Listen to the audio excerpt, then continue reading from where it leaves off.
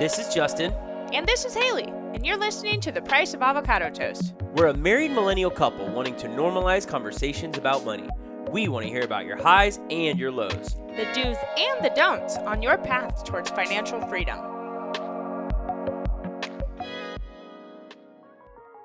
Hi Toasties, welcome to Price of Avocado Toast. Whether you're a first-time listener or you've been following us from the start of this thing, we're so glad to have this conversation with you today. Toasties, today we have a really special interview. We're inviting a guest on that maybe doesn't quite fit our normal lane, but it's a conversation that I've been wanting to have for a while. Today's guest is Holly Acre. Holly is an Instagram personality that is blowing up right now because she is calling out some of the inequities with how teachers are treated and how we are expected to perform in this profession. I wanted to bring Holly on because a couple months ago I was really struggling with how to be comfortable in the teaching profession, knowing that right now there's just not a lot of respect for it. And particularly there are colleagues of mine across the nation that are facing some really difficult situations due to parents and admin and school boards and the community. And I wanted to bring Holly on because I think she shares a really good message for teachers that are out there feeling like they might be leaving the classroom. Now, while that's not me, I recognize that there is a mass exodus from the teaching profession right now. And if there's even a single teacher that listens to our podcast and is going to be leaving at the end of the year, I want them to hear Holly's message and know that they have strength and they have value in who they are as a human outside of the classroom. It was a really special interview for me. It's one I'm particularly proud of. It was a great time, and I really hope you guys enjoy it. I would also even argue that careers are so intertwined with finance. Although this is not a podcast breaking down budgets and the specific dollar signs, it is talking about careers, and that's where we get our money, and that has to do with finances as a whole. So I think that this is really applicable to people who are not just in teaching as a field. If you are thinking of leaving your career, or you're 20 years in and you're trying to switch to a different zone, I definitely think this is beneficial for everybody. Yeah, and I guess it also does kind of relate to our situation because you've left the classroom. Yeah. And you're now doing something that you find immense joy in, teaching adults in a different way while still using the, creative passions that you have and the skills you have as a teacher. Yeah, exactly. And actually, on that note, before we dive into the podcast for today, I have a really exciting announcement. Are you ready for this? Yes. Can I do my Clark Griswold drum roll? Sure. So I have done a complete revamp on my financial coaching business. It's been kind of under the table, behind the scenes, under the table, whatever. Under the table is illegal, and you definitely have not done that because we just paid taxes on this, so it's not under the table. Okay, not under the table. Can confirm, had to pay taxes. It's been behind the scenes for a while I've been kind of moving some stuff around. And I started my program in August, and it was a one program that everyone kind of went through, and there was only one option, one payment, while I was kind of trying to figure it out. And I have actually decided to, instead of just having one program, revamp, and I now actually have 4 different programs that people can choose to go through. And they are based on different levels of intensity. So I have a program that's now from 3 months, 2 that are 6-month programs, and 1 that is 12 months. And the reason I did this was because some people really need more intensity. They need to meet with me weekly, while someone else might just need to meet with me once a month. Now, that being said, this also offers an opportunity for people who weren't necessarily able to pay like $250 a month. I have a once a month. What am I trying to say? I now have an option to meet once a month for half of that price. So this is now more accessible than it was before, and I feel like really, really good to my heart knowing that I can reach more people this way, and it's going to work better for people in their situation. So I'm super excited for this revamp because what I've realized throughout the last 8 months or so is that, yeah, we say personal finance is personal all the time, but the program you go through has to be personal. It has to be personalized. And what is right for one person is not necessarily going to be the exact same framework that someone else needs. So I am stoked about this. Yee! Yeah, I think it's really cool too because your program itself when you were originally building it, you talked about, like these are kind of the ideas that I want people to have as a Yeah. menu of sorts to talk about. But that was just like the information itself. It's also important to give people choice in, payment options or the structure that they feel they need with budgeting or whatever type of monthly accountability. So I think it's really cool to just, if you're going to lean into the idea of choice, might as well just fully lean into the idea of choice. And so I really think you've done a good job of like building, a menu of sorts for people. Thank you. I'm really excited. So just like full transparency on like pricing wise, I now have an option that starts as low as $167 a month, and then one that goes all the way up to $497 a month. So I have many different options. I'm also now going to be offering pay in full options, which are 10% off of the complete price, monthly options, and then bi-weekly and weekly options, because some people get paid, most people do get paid twice a month. So if they can take, like, if you're on my 6-month program and you're paying $257, if you can take that and divide it into 2 payments, one from each of your paycheck, it's going to feel much more attainable and like, okay, that's not that out of reach. But when it's just one big lump sum and you only get paid, like it's just really complicated. And I wanted to offer that as an option for people if that's how you work. Now, if you're a server and you get paid weekly, if you want to pay weekly, that's an option too. So it's not just a one size fits all thing anymore. And I'm just super excited about it. I've been really thinking about how can I restructure things so I can reach more people and have more of an impact. And I think that this is the answer. Yeah. And now, isn't there a kind of big kicker with the revamp of how you sign people up? There is. So I am actually going to be closing my applications for a while because I have a lot of people who are graduating in May and early June, some in late April. And the way that I really enjoyed my beta group, they all went through at the same time. So as I have all these people that are slowly going to phase out, I'm going to be taking a new group of people. And so I'm only accepting applications for my consultation through May 15th. And then I'm going to be closing it for a while. I'm not sure when I'm going to open it back up. It'll probably be when some more people graduate. That being said, it could be 3 months, 6 months, 12 months, like I just said, depending on how many people sign up and the level of intensity that they choose. So if you are interested in working with me, reach out. I'm super excited for this. And we have a link in the show notes, but also in our Instagram bio. You can also shoot me a message on Instagram and we can chat about your situation. But May 15th is the deadline. There you go. That's the important day, May 15th. All right. Let's get into this episode because I am super excited about this. Yes. Okay, let's give another drum roll. Enjoy the episode.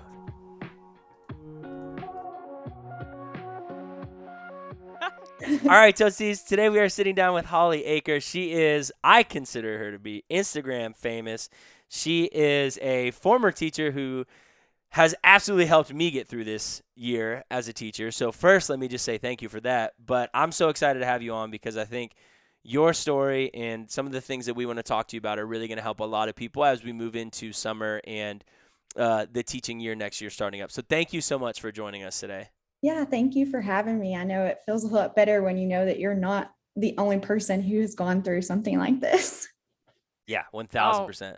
Definitely. And a little background for any listener, if this happens to be your first episode listening, Justin is currently in his 3rd year teaching. He teaches 6th grade.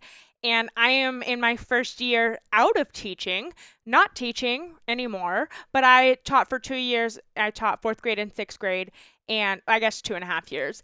And now I am a stay-at-home financial coach. So we are teachers ourselves, and our audience, we have a lot of teachers that listen. Our audience is primarily like 80% female, and we have a large teacher audience. So I'm really excited for you to share your story because there are so many people this year.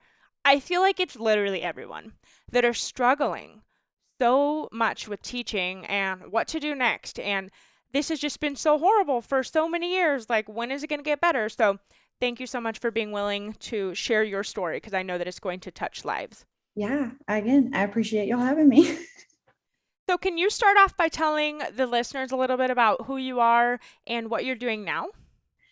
Okay, so I am Holly, as y'all have already introduced me, right? So I used to be a teacher, but now I am an account executive and I actually do information technology sales. So hardware, software, lots of like cloud and data center stuff, which that's been a whirlwind to learn about. But yeah, but it's been exciting to do that. So that's what I do. What led you into that field? Like, was there anything in particular that you were like, oh, IT seems like the right field as you got out of the classroom? No, it was like pure serendipity. So, like, I have a friend who is a teacher and her husband works at this company. And I had never even heard of that company before, but I did know a couple of people who worked there. And I didn't realize I knew a couple of people who worked there. But then I talked to them about it and was like, do you like working here? How's the job? Like, is it doable? And everyone I talked to was like, I love it here. So yeah, that's really how I ended up getting into it was just talking to a friend whose husband just worked there. So, but you never know. So like that's why it's important, like I think, to speak with your network because you just really never know who will be able to help you out. Yeah, seriously, it sounds like it's definitely definitely a good space to kind of like fall into. Yeah, good culture. Yeah. Yeah, I feel very lucky to have ended up at this particular company, but I should have known because the girl actually I went to high school with her and she's like top notch, great, authentic person. And so her husband is the same way. And he's actually like my manager now, which is funny because I didn't think he would end up being my manager, but he is. And he's been a pleasure to work for, actually. I don't know. It really worked out, you know? That's awesome. That's super rad. Yeah. So, Holly, like I said, you kind of stood out to me because you're a former teacher and you are very vocal and you speak out often about some of the difficulties in education, both systemic problems and just things that teachers face in the classroom in general. And so, I think it's important that we kind of start there. Like, what led you to get out of the classroom? And if you don't mind, kind of prefacing that with just your teaching history prior to all that. Okay, yeah. So I taught for 6 years. I started out teaching in third grade, and actually, my entire teaching career, I taught at a Title I school. So it's the demographic there is high poverty. So that comes with a whole different, mindset when it comes to teaching. So I taught third grade for 4 years, and then I taught kindergarten for two. And then what really rocked me was I ended up one spring, I had a mental breakdown per se. Like I didn't even realize like it was a bunch of little things that like led up to that moment. And it was actually the year that they decided to move me to kindergarten. And kindergarten at that school was known to be very, very difficult. So I was really scared about that. And it just all hit me. And there were a lot of other things that like I think past traumas I hadn't even dealt with that I didn't even know were issues, that things that just stick with you. So I had a mental breakdown, ended up going to therapy, and talk therapy is really where like it was the catalyst. Like it was just from then on, I started learning more about myself. It's almost like I was in my mid 20s, so it's almost like that quarter life crisis everyone has. Although I do attribute a little bit of it to teaching because it comes with its own set of stressors that I really had no idea were taking tolls on me, if that makes any sense. Mhm. Yeah, 1000%.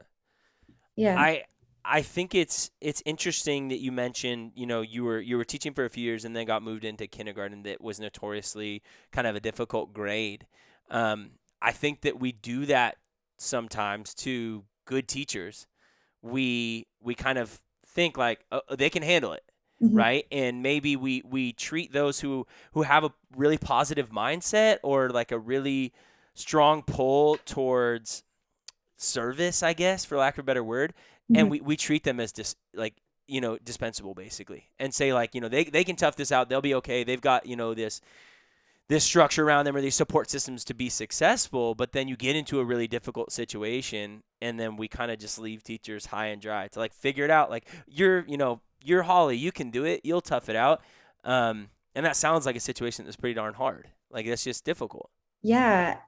Looking back on it, I was um, like collateral basically because it was teachers who had been there longer, who were older than me, had seniority, and they didn't want to teach kindergarten because they thought, well, okay, the youngest person on staff is going to be the person who can handle this and has the energy for it. And to be fair, like I did to a certain extent, and I love the kids, and I love being like kindergarten was so much fun because kids were excited about school still. I felt like in third grade they were like, "Meh, we've done this," but in kindergarten, I mean, I was like, I initially like wrapped my head around it, and the kids were fun, but then it just started getting more and more difficult as I realized what like the quarter life crisis. What do I want for my life? And will teaching be able to get me there? You know what I mean? So there, yeah, I could get into my whole spiel about that, but What a uncomfortable feeling to feel like collateral or just an item or like you're replaceable. You don't really mean enough to the company or to your school. I mean, I know we are talking about education and teaching right now, but this conversation could be applied to any career path. So even if you're not a teacher and you're listening and you're feeling that sort of way about where you're working, maybe this episode is for you, and we will learn a little bit about reevaluating your workspace. mm-hmm. Yeah, seriously. Yeah. So, what gave you kind of the turn to push towards social media and advocating for teachers? Because, again, that's where I saw you. I'm not gonna lie. There were some times this year, returning from pandemic teaching, where I have felt like this is not it. Like there has to be more to this. We're a podcast all about finances and where our journey has been. So seeing the salary schedule and thinking like 20 years from now, that's all I'm making. And it doesn't matter whether I bust my butt and I'm the best teacher on the campus or if I'm just cashing a paycheck, I'm making that money no matter what. Like there's no incentive for teachers. I have a twin brother who's a teacher as well, and he said something really profound to me a couple weeks ago. He said, the way you make it in education is by just being okay because you never put in too much work so you don't burn yourself out, and you never, put in too little work to where you get kind of noticed. You just kind of like do your thing and hang out right in the middle and like cash your paychecks and get into the retirement system. And so, yeah, like a month ago, I was really struggling with that. I had a pretty hard weekend and was like, I just don't know if this is it. So what pushed you towards social media and advocating for teachers and kind of putting yourself and your own story out there for other teachers like myself who are maybe having some of those thoughts or have had those thoughts? Well, when I started thinking that this isn't it for me, I did turn to the internet to try to find validation that I was not crazy in how I was feeling. And I did start to find little bitty communities like Reddit. I spent time on there and started seeing that like the people who had left it didn't seem like anyone regretted their decision. Um, and I really didn't see a lot of people talking about it. Like it's kind of radical that I said on TikTok that part of the reason, this is what one of the teachers told me before, they were like, I like that you said that the kids' behavior was one of the reasons that you left because too many people dance around that and say it wasn't the kids, but like that was part of it, and I really like, I realized on TikTok, I posted a video, the first video I ever had like go viral per se. And it was me saying like, these are the top reasons why I quit teaching. And after seeing it resonate with so many people, just was like, oh, people want to know more about this. There were tons of questions in the comments on that. So I just kind of was like, okay, let me share all the knowledge that I've accrued because I've been there, I've been in your shoes, and I found my way out of it. So if I could help other people do the same, I know how like almost desperate I was at some points to make the transition, and it just felt like it wasn't working for me. So I felt like if there's any way that I can help someone else, people want to feel seen. That's part of it. You want to feel seen and that you're not alone. So that's I mean, I just kind of rode that wave really like, and I had done like social media before, like in the past. Like I wasn't a stranger to it because like I had kind of a thought like a couple of years before I quit teaching. I was like, man, I see all these fashion bloggers on Instagram and I want to be like that. And so I finally like it was scary to even have like a public Instagram as a teacher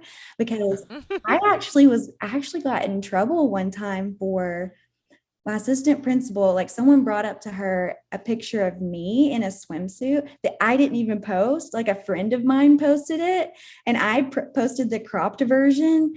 And yeah, so it was kind of scary to like have a public social media like as a teacher. But anyways, so yeah, that's long story short. I saw how it was resonating with people, and just that's what people want to know more about. So that's what I'm going to talk to them about. Yeah. I think that a lot of people are feeling that, in the kind of teaching structure that we're in right now. And I'm really blessed where I work. My admin and I are really close friends, and we get along really well. And I love kind of what I get to do and what I get to teach.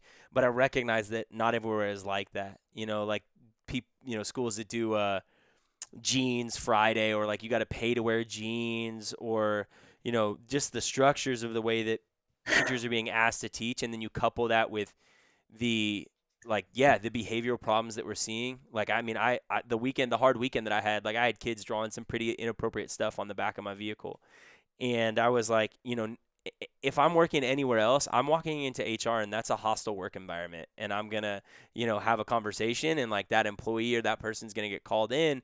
But we just tell teachers like, positive discipline your way through it, or like, hey, like, restorative justice. And I get that and I feel that, but there are times when it's like, I am a human being with feelings. I'm a human being with emotions, and I don't want to be subjected to these feelings. And I have it good, right? Like there's other schools that I just see teachers and my heart hurts for them. Mhm. And I think you're right. Like teachers just want to be seen. Like it's so much more validating when somebody says like, wow, like teachers have it really hard right now. It's just way more validating. Well, it's weird because I had only ever taught since I graduated college. So I didn't know just how toxic my work environment had become until it's like my body finally told me, Holly, this isn't okay. And that's, the mental breakdown and all that. So made me take like a harder look at how I was living my life and how my work was making me feel. Like pay attention to how you feel and work to like, change that if it's not the way you want to feel. So that was difficult. It was a hard pill to swallow too, because I even got my master's like in teaching. Like I thought I was in it for the long haul, and to realize that I might have to start back over at the bottom somewhere else. Whew, that was hard. But I mean, after I got over that and was like, you might have to do something to like get your foot in the door somewhere. You need to get experience doing something else. It's okay to start back over and be entry level somewhere else, which is funny because I started over entry level somewhere else and it still increased my salary by $20,000. Like that's Yeah. not bad, right? Yeah. Yeah. Seriously. So I was actually laid off from my teaching job on maternity leave. At 7:30 in the morning with a 2-month-old. Yeah, A knock on the door served a pink, not a pink slip. What do they call it? Yeah, it was the grossest, most Yeah. like I was furious. it was traumatizing. Like the whole experience was horrible. And I didn't realize how bad it was until like a year later. Because I was really angry for a long time. And then once the anger kind of subsided, I was like, holy shit, this was so bad. Like, why did they ever think that was okay to treat someone like that? And sure, they probably just laid me off because of budget cuts or whatever. But I was just treated so horribly. Mhm. And then I decided to go back like temporarily for like a long-term sub position. And then I was like, you know what, I'm not going to do this. I'm going to stay home with my kids, and then I launched my financial coaching business in August of 2021. And for the longest time I said, I'm not teaching right now because I'm doing something else right now. I'm launching my business. And I think I left that like, well, if this fails, I can always go back to teaching. I left that in my head because that became who I was. It was my identity. I was a teacher. I have, like you said, a master's degree in education. How do all of a sudden you just work for 2.5 years and decide this isn't what you want to do? So changing the shift from, you know what, actually, I'm not taking a year off of teaching to do my financial coaching. In fact, I don't think you could pay me enough to go back to teaching. Took me a really long time to shift that perspective in my brain with it's okay that I'm not teaching in the classroom. It's more than okay. I am so much happier now. I don't need to be leaning back on if this fails, I can go back to teaching. Because we all know that if this fails, you can go back to teaching and I could go back to teaching. But that's not what we want, right? Mm-hmm. That's so funny you say that because I just talked at my college and I was speaking with other people from other industries, other companies who were just, talking to kids about, college kids about, well, basically how to get prepared for the real world. And almost every single person who spoke had changed their career. So I think people need to get used to the idea that the idea that you're going to stay in the same role for 20, 30 years is just a thing of the past a little bit.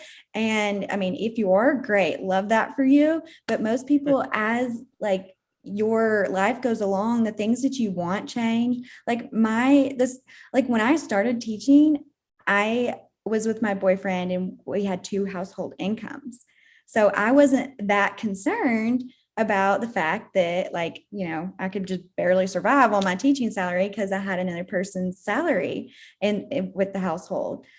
And it's crazy because we broke up and I realized, if I want to achieve the things in my life that I want to achieve, I'm going to need to make a little bit more money. Yeah. And so that was another catalyst was if you want to travel, if you want to go do all the things, you're going to need a salary that will sustain that. And I think that's okay. Your priorities shift, your life shifts, things happen, things change. And so, you can pivot your career too, which, I didn't want to do because I thought, actually one of the reasons I like teaching, because I was I could be on my kids' schedule if I have kids.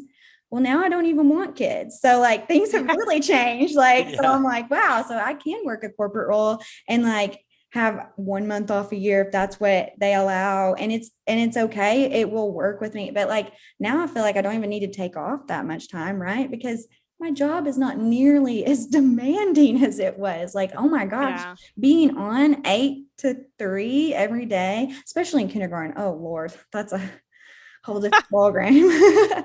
Yeah. So, yeah. I was an intern teacher in kindergarten for 5 months, and it was luckily February to May, so it was the end of the year. But holy smokes, kindergarten teachers are wizards. They're so kids. The kids are sweet, right? You're you're very kind, and they give you hugs and tell you nice things about yourself. But I can never go. 6th grade is probably the lowest I ever want to do again because there's at least some autonomy there. Kindergartners are, yikes. Well, and just as you get them trained, they leave you and go to the new grade, right? Yeah. So you have to start back over again. The beginning of the year, I remember starting and every day after school, I would come home and immediately fall asleep on the couch. It's exhausting. Yeah. I mean, there were fun times, but at the rate I was going, it just wasn't sustainable. And I hate to say this, but I looked at the people around me who had been in it 20, 15 years. And I was do I want what you have in your life? And that's no diss to them. But actually, even when I left, a lot of them were if I wasn't so close to retirement, I would leave too. And I'm seriously. Oh my gosh. I hope that you can, make it work for you in that time. But I don't know. I just felt for the people around me.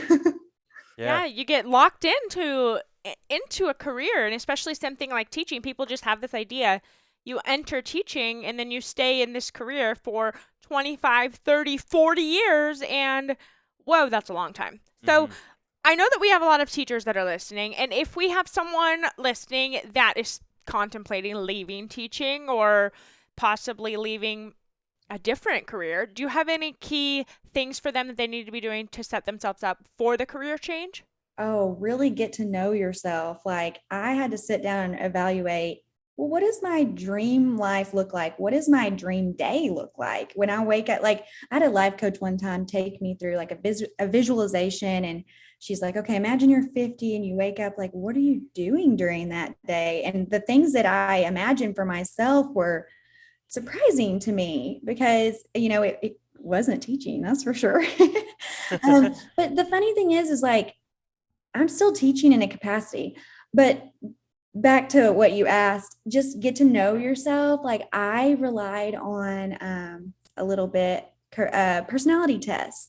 I took the Myers-Briggs, I did the Enneagram, and the one that any career podcast I've ever listened to suggests the Clifton Strengths Finder test. And I think I paid $50 for it, but it was worth it because then when I walked into interviews with companies, it looked so much like I was confident. I knew myself. I know my strengths and I know how they will apply to this position. One of my top ones is WOO, which is in Clifton Strengths Finder. Like it's short for winning others over. So I was like, that's perfect for a sales role. Yeah, seriously. Yeah. I have to ask, what Enneagram are you? Well, so a lot of people like women will mistype as two. So my second one was 6. So like the loyalist. But at first, like it was one question away from being a 6. So, but that I read about it and it said you can mistype as a 2, like if you're, because women are kind of raised to be caregivers. And I was like, oh, like that hits me because, I'm from the South and like, old traditional roles are still Yeah. strong here.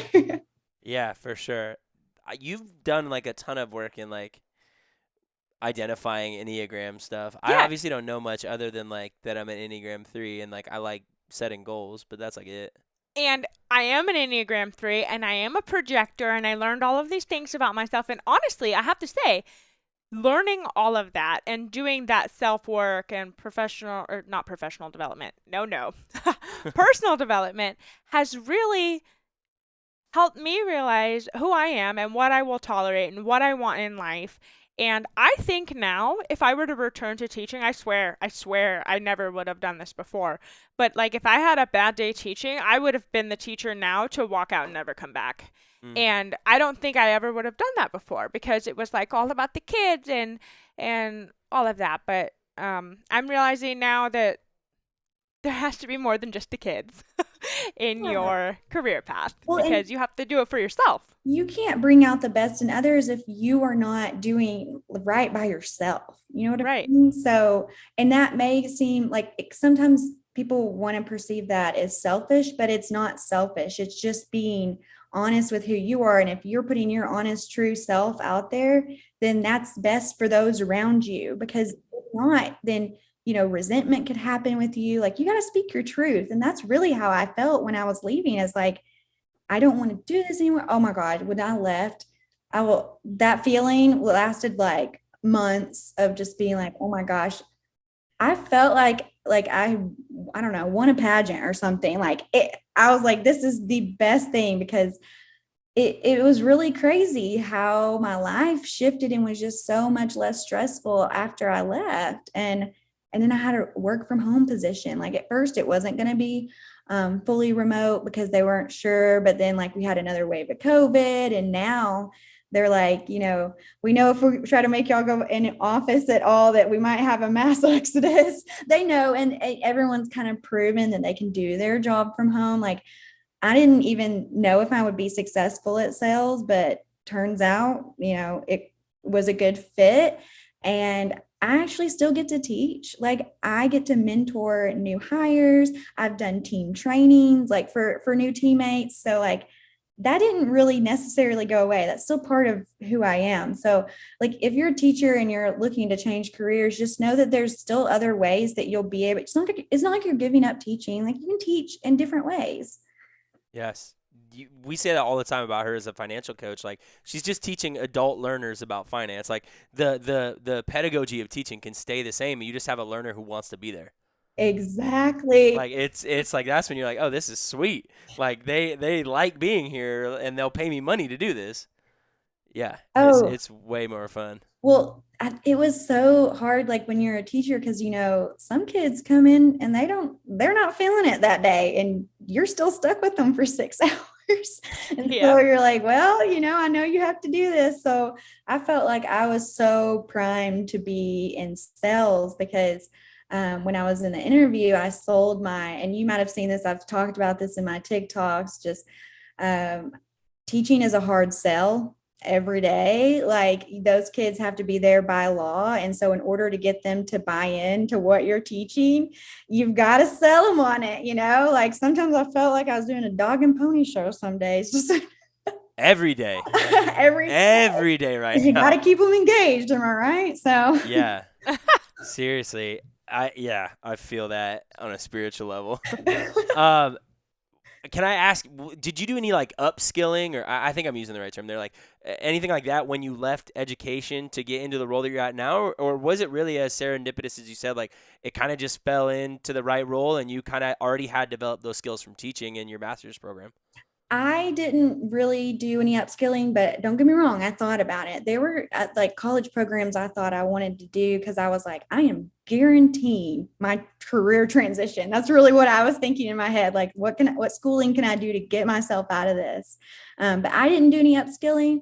But I will say that there's so many online courses and stuff like that out there. LinkedIn has courses and stuff that like you really can, like if you have skill gaps, there's ways to fill those in now. Like I hear teachers talking about becoming scrum masters and project managers. And don't get me wrong, I'm not even really sure what a scrum master even does, but I'm like, you I can't was like, like, what's that? I don't either. I mean, I don't know really either, but there's courses out there that allow, or another one I see a lot of people reskilling doing is user design or I forget the other one, customer experience. It's CX and UX, if that makes sense. So hmm yeah, and I'm like, oh, that's really neat. Like, so Yeah. yeah, I personally did not reskill, but like I said, yeah, it was just kind of serendipitous how I had a friend whose husband was hiring, and which I know most people probably don't want to hear that, but like I'm serious when I say like it's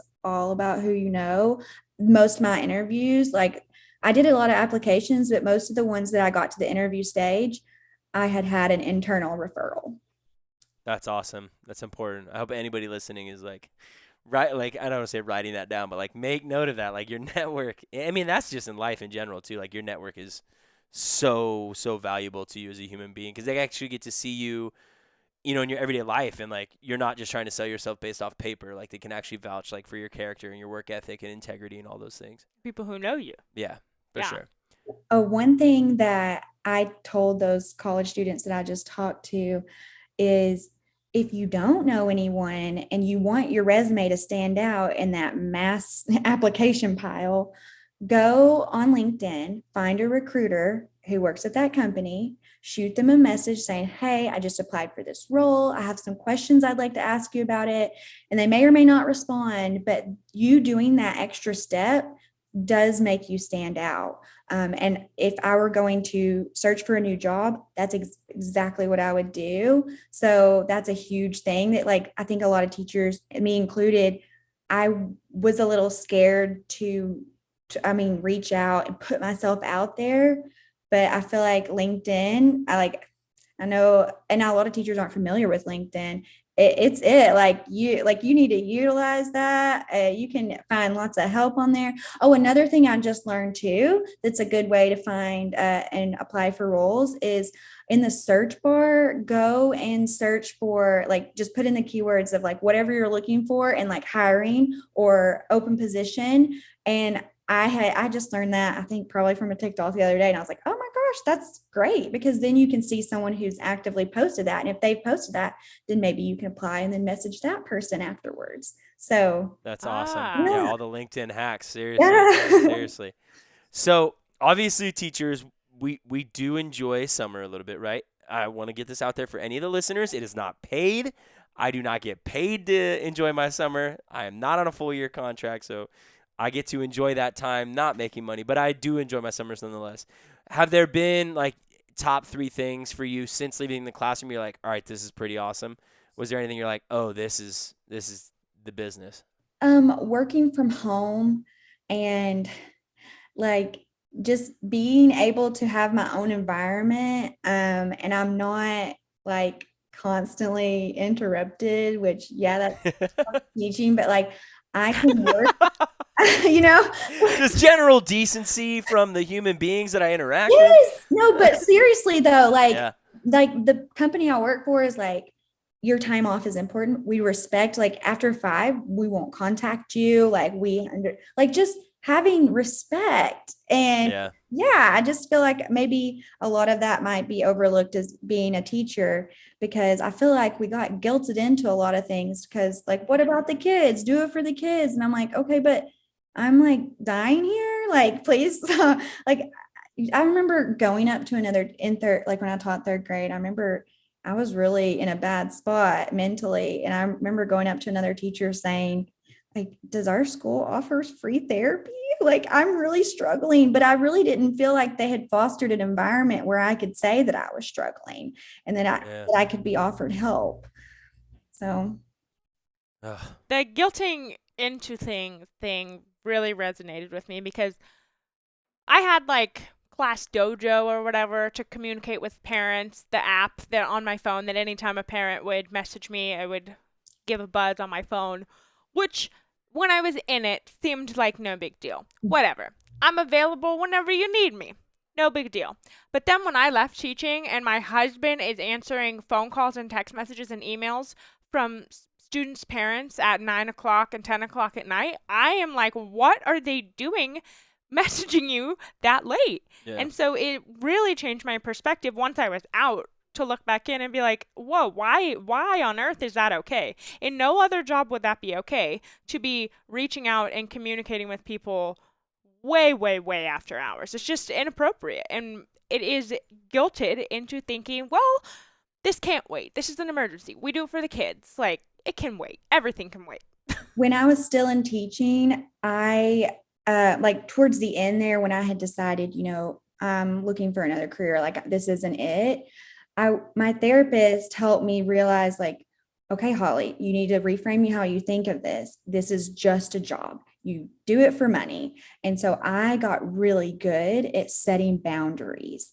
And so I worked from 8 to 3 and I didn't do anything extra. And that's unfortunately what I had to do to survive and keep my sanity intact. I remember I got an email recently, like 10:30 at night, and it was a parent asking me what enrichment I would be providing for their students since they had completed like this 5-paragraph essay assessment thing. Mhm. And I was really frustrated because it wasn't even, they didn't even say like, it was not pertinent. yeah, it was about an elective. yeah, and it wasn't even, it was very transactional. It wasn't like, hi, Mr. Brownwoods, or like, I'm so sorry to bother you so late at night. I hope I'm not interrupting anything with your family or anything. It was just like, I'm going to go right into this conversation. And I was like half tempted to send a message back and be like, first off, it's 10:30 at night. You shouldn't be messaging me. Second off, if you're going to be messaging me this late, you should probably have some manners and like speak to me like I'm a qualified adult,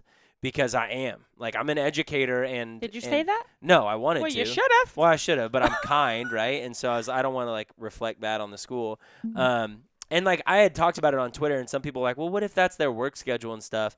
And I get that, but like that's not that parent's work schedule. And typically I have found for the parents that do have that work schedule, they are very apologetic because they recognize this is not a normal work schedule, or this is very outside of whatever. So when they reach out, they have, maybe a bit more tact with it.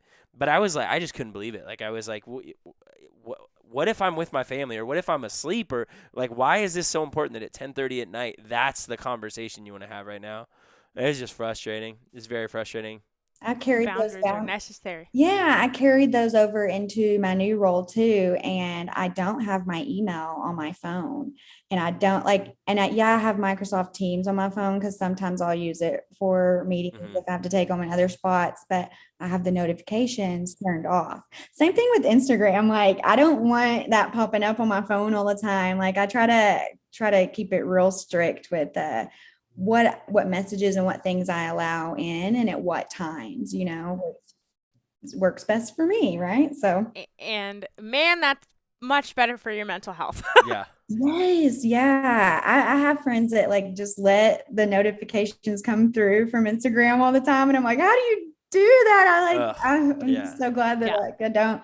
I have mine shut off. Do you have yours shut Yeah, off? mine shut off. Yeah, Yeah, but 'cause I'm it's also weird, and so I'm like, yeah, I don't want anything to do with social media. But if you're a parent, you have full access to ping me at any time. I don't know. I'm probably weird like maybe you that. need to work on I that. should. Well, clearly. So someone listening might be in the 12th hour of their grad program about to enter teaching. Is there a piece of advice you'd give for someone who's about to enter the field of education in today's world? I don't even know how to preface this question. I don't even know how to ask it because I have I feel I feel for you, whoever you are, sending my thoughts and prayers. Anyway, what are your what Well, are your thoughts? is it bad for me to say just don't do Yeah. I it? was gonna say, No. like, I'm the only one like still in the classroom out of the three of us, and I'm like, I feel like both of you are probably like, don't do it. But I might say that too. Yeah. Like I have said that, looking at the education system and everything, there's a part of me, a very weird, sick part of me that's like, I wonder what this is gonna look like in the next 2 years. I might want to stick around and see how this all goes with ed funding and post-COVID learning and all of this stuff. But there's a very real part of me as well that was like, I'm not doing this for 20 years. Like, there's no way. Well, There's no way. there was so much that was wrong with education as it is now that I just didn't see those problems being solved in my career time, like, Yeah. or maybe even my lifetime. So I just figured it might be best just to cut my losses and just head on my merry way, which, is I just was just facing reality. Like I just did not, I mean, and maybe they will, who knows? Maybe I'll be surprised. But like I said, it didn't seem like it to me. And it wasn't making me happy anymore. And I think that if you're not happy anymore, then you should be allowed to leave, like, and not be shamed because of it. Like, and most people when I left were really supportive. Like even the teachers that I worked with, they were like, you know what? We just want you to be happy. And I was like, I appreciate that. Like, because, Yeah. How it should be. A lot of teachers too are kind of like sticking around for public service loan forgiveness, right? And they're trying to hit the 10 years to make payments. And I spoke with our financial advisor, who's a former teacher as well, who left teaching to go do his own thing.